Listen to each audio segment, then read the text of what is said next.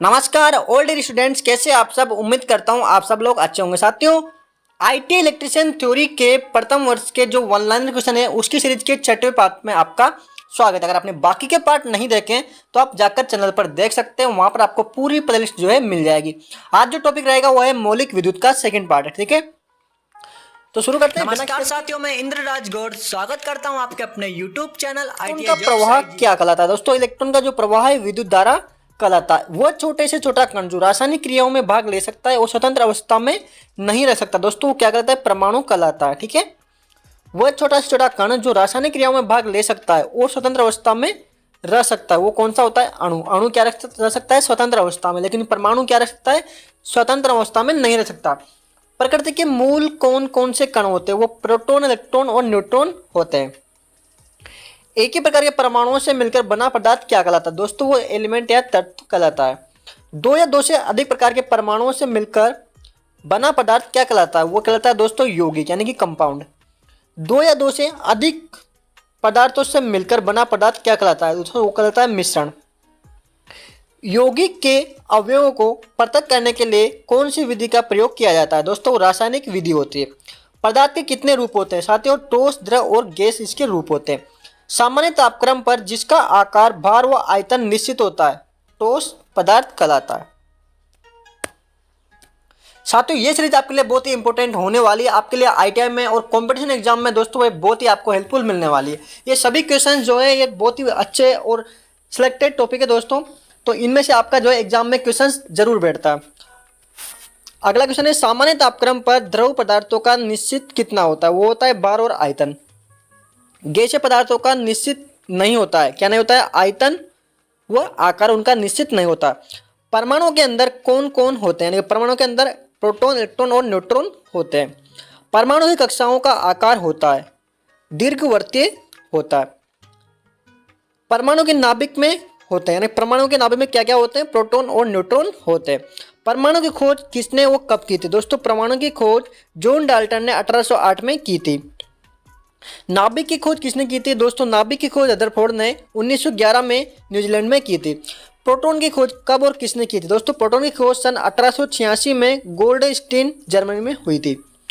Proton के ऊपर कितना आवेश होता है साथियों, प्रोटॉन के ऊपर जो है 1.6 इंटू 10 की पावर -19 धन आवेश होता है। प्रोटॉन का द्रव्यमान कितना होता है साथियों, प्रोटॉन का द्रव्यमान होता है वो 1.6727 इंटू 10 की पावर -27 जो है उन पर जो है कूलम आवेश होता है। इलेक्ट्रॉन की खोज कब और किसने की साथियों, इलेक्ट्रॉन की खोज 1897 में जे थॉमसन ने की थी। साथियों, बहुत ही इंपॉर्टेंट क्वेश्चन है, बहुत ही महत्वपूर्ण क्वेश्चन है, आप इनको अच्छे से जो है रीड कर लीजिए। आपके ऑब्जेक्टिव टाइप के जो एग्जाम होते हैं, कॉम्पिटिशन एग्जाम, उनमें आपको ये क्वेश्चन जरूर देखने को मिलने वाला है। न्यूट्रॉन का द्रव्यमान कितना और किसके बराबर होता है, दोस्तों न्यूट्रॉन का द्रव्यमान 1.6750 इंटू 10 की पावर -27 किलोग्राम होता है। सामान्य अवस्था में परमाणु होता है, सामान्य अवस्था में परमाणु क्या होता है, उदासीन यानी कि आवेश रहित होता है। परमाणु की कक्षाओं को किसके द्वारा प्रदर्शित किया जाता है, तो KLMNOPQ के द्वारा प्रदर्शित किया जाता है। परमाणु की कक्षाओं में इलेक्ट्रॉन की संख्या ज्ञात करने का सूत्र क्या है, तो वह है 2n²। यहाँ पर n जो है कक्षाओं की संख्या है। किसी परमाणु में विद्यमान इलेक्ट्रॉन या प्रोटॉन की संख्या क्या कहलाती है साथियों, वो कहलाती है आपकी परमाणु क्रमांक। परमाणु भार या द्रव्यमान संख्या किसके योग के बराबर होती है, परमाणु भार या द्रव्यमान संख्या किसके योग के बराबर होती है साथियों, वह प्रोटॉन व न्यूट्रॉन के संख्या के बराबर होती है। किसी परमाणु की अंतिम कक्षा में उपस्थित इलेक्ट्रॉन क्या कहलाता है साथियों, संयोजी इलेक्ट्रॉन कहलाता है। आवेश युक्त परमाणु या परमाणु का समूह क्या कहलाता है, दोस्तों वो कहलाता है आयन कहलाता है।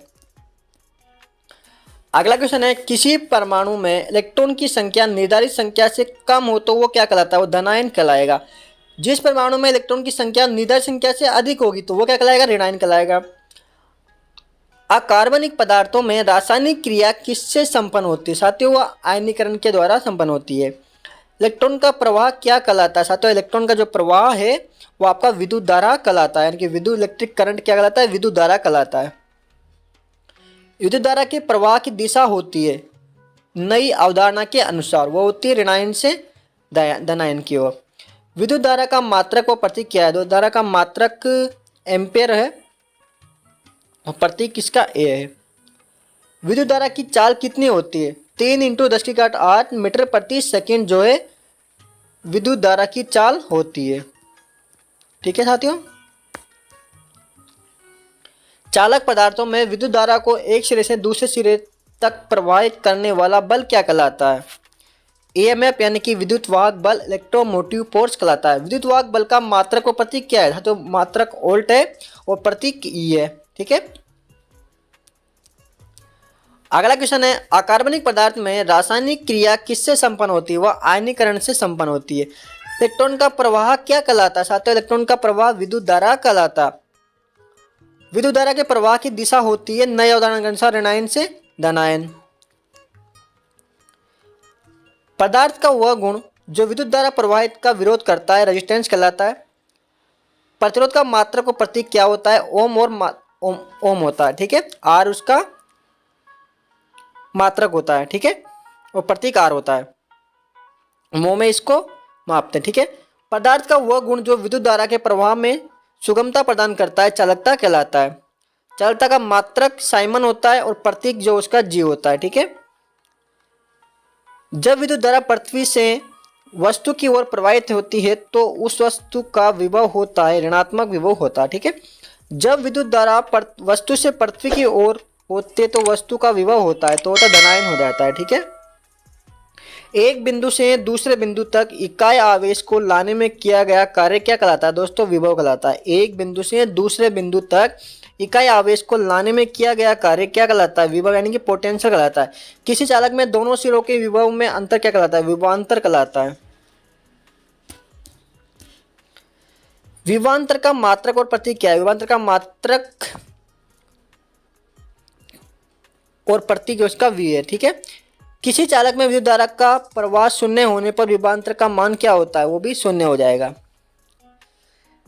जिस विद्युत धारा का मान और दिशा नियत होती है उसे क्या कहते हैं? उसे दिश धारा कहते हैं। ठीक है, जिस विद्युत धारा का मान और दिशा निश्चित समय अंतराल पर परिवर्तन होता रहता है उसे क्या कहते हैं? प्रत्यावर्ती धारा कहते हैं। Electroplating, battery charging, arc welding आदि शोधन नियंत्रित प्रयोगों में कौन सी धारा काम में आती है? यानी कि डिश धारा काम में आती है।